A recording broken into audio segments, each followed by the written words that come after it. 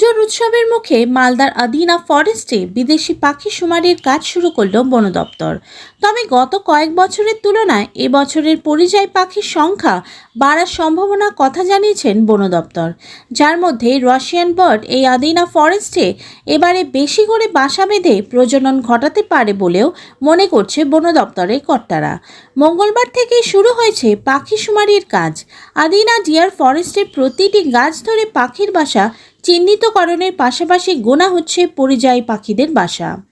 গড় পরিসংখ্যান অনুযায়ী খাতা বন্দী করা হচ্ছে বর্তমান পাখিদের বাসস্থান ও প্রজননের সংখ্যা।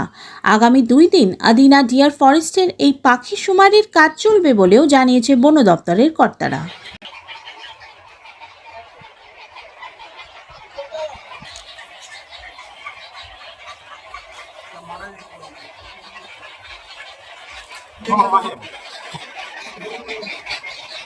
দাম কেমন এটা মোবাইলে?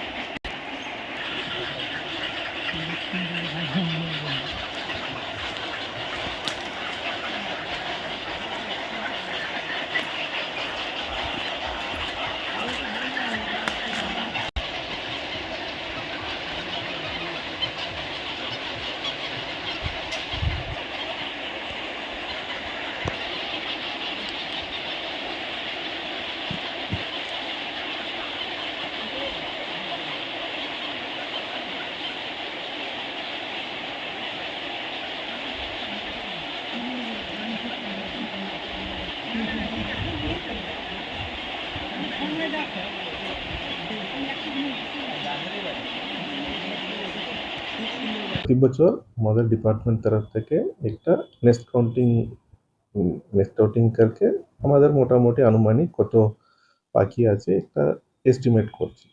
আর এই বছরও এই নেস্ট কাউন্টিং আজ থেকে আরম্ভ হয়েছে। আজকে আর কালকে 2 দিনের মধ্যে এটা কমপ্লিট হয়ে যাবে। তো আমরা প্রথমে একটা ট্রিকে আইডেন্টিফাই করি যে ট্রিটা কোন ট্রি আছে, কোন গাছ রয়েছে, কোন প্রজাতির গাছ রয়েছে, সেটাকে আমরা লিপিবদ্ধ করি।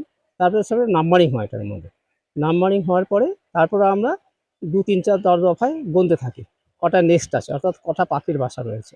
একটা পাখির বাসার মধ্যে যতগুলো পাখি থাকে তার হিসেব করে একটা এভারেজ আমরা ধরে নিই যে একটা পাখির বাসার মধ্যে মিনিমাম 2 বা 3টে থাকে, তার এভারেজ করে আমরা হিসাব করতে থাকি এবং প্রতি বছর সেই হিসাবটা চলতে থাকে।